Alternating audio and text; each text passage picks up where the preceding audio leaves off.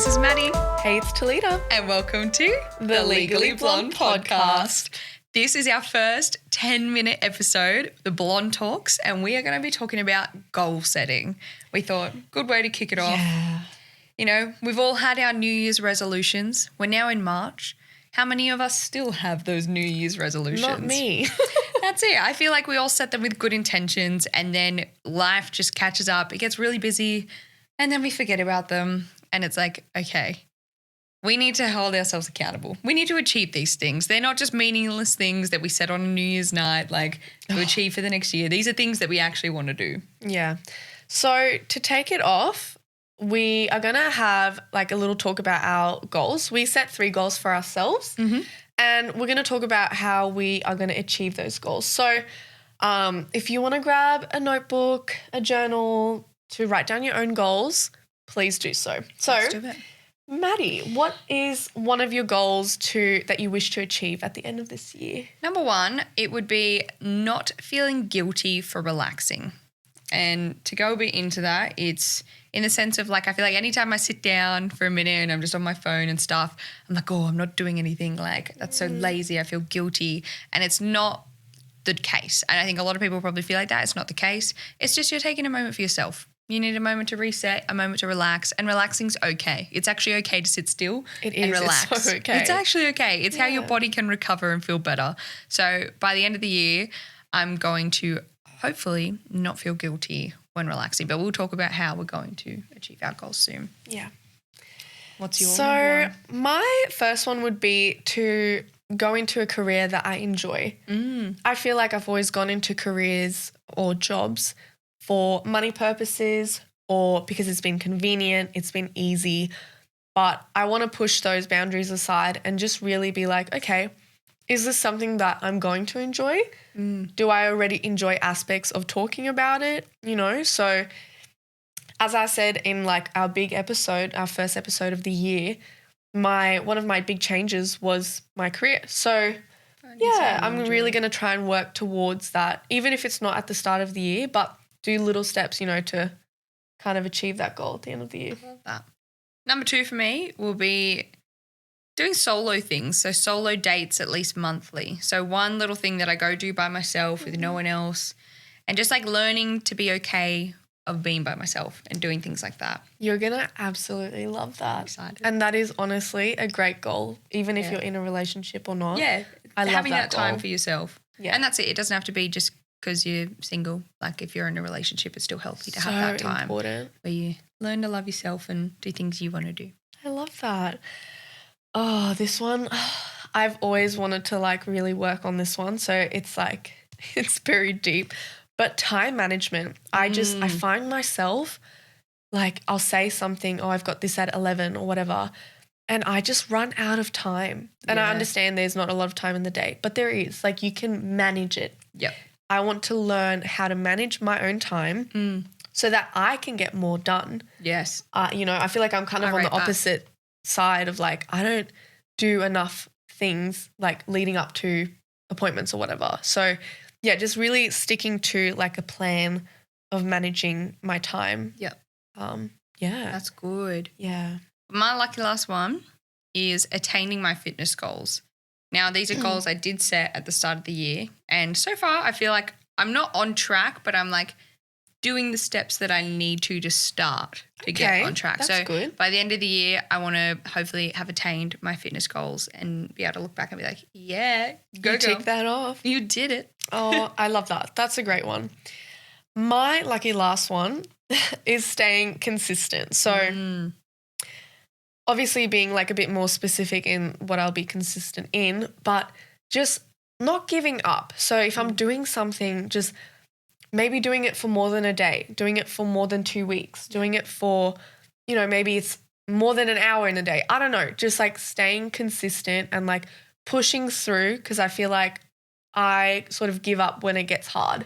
And like I think this podcast is also really great because you have to be consistent. You have to hustle. You have to.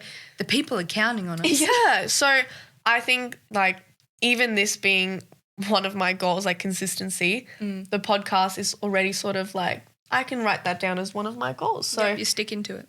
Yeah. Yeah. So I'm going to make sure you stick to it. I know. She's like, you're not leaving. You're not leaving. But that's it. So we've set ourselves 3 intentions for the year. And basically we want to kind of give you some advice on how we're going to kind of go about it to achieve that. And we're going to we will hold ourselves accountable. We're going to, at the end of this year, look back on this and make sure that we achieve those goals with you. And I hope you guys want to come on that journey with us too. Set yourself 3 goals, write them down on a piece of paper. I think it's really important to write things down. Yeah. Gets it out of your brain. It means you've got it. And I think when you write it down, it becomes permanent. Correct. There's something about teachers will tell you this about pen to paper that it just gets it out. It's stuck there. You can't erase it So write it down in a journal or on your mood board or whatever for the year, and then you can keep looking at it. So you're able to remind yourself regularly, whether that's daily or, at the end of the week to remind yourself, okay, what's my goal? Okay, how am I going with this, So yeah. And I think in this terms of reminding yourself, it can help you set up baby steps to taking. Take small steps, not big leaps. I think that's super important, is that you need to, you can't throw yourself and be like, oh my goodness, I didn't achieve this. Well, I'm going to give up. You went into it by thinking you could go from here to the end all product. the way over there. Which is the end of the year. This is the end of the year. Yearly goals. Yeah. So this is something that take those baby steps and be proud of yourself and celebrate those baby steps, because then once you get to the end, it's going to feel so much easier rather than being I'm going to take this giant leap to achieve this. Boom. Good luck. Most people quit their goals because they're taking those big leaps rather than the baby steps. The baby steps is a very important thing to do, as well as staying accountable. Yeah. Have something, whether that's telling your friends. Yes. Ours is telling it to you guys. We're making it really public. These are our goals. Yes. We want you guys to keep us accountable. Even ask us, how are you guys going with your goals? Keep us accountable. I'll keep you accountable. You'll keep me accountable. So fine. Yeah, whether that's someone else to keep you accountable. Yeah, whether you tell someone. I heard that piece of advice once where it's if you want to do something, tell other people and and make it known so that it will happen. It will happen. It has to happen because you've now told other people that are expecting that result from you. It's the pressure of that. So tell other people, or even there's so many apps out there and there's so many things that you can use as tools to keep you on track. A reminder app or set an alarm for your tracking or whatever. And that's it. Yeah. And then I think the last one that's super important is check in with yourself. Yes. Even though you've set this goal, if there comes a point where, you're not in a right mental space or you're too busy or things like that, have a check-in.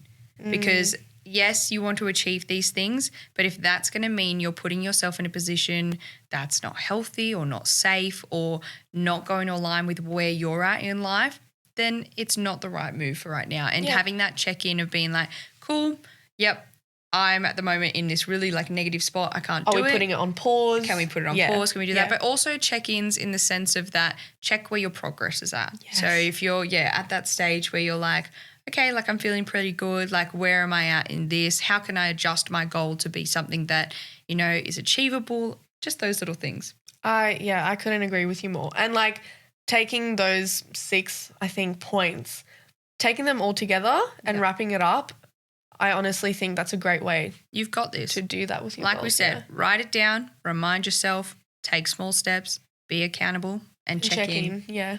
You got this. Well, I'm Maddie. And I'm Talita. And this is the Legally Blonde Podcast.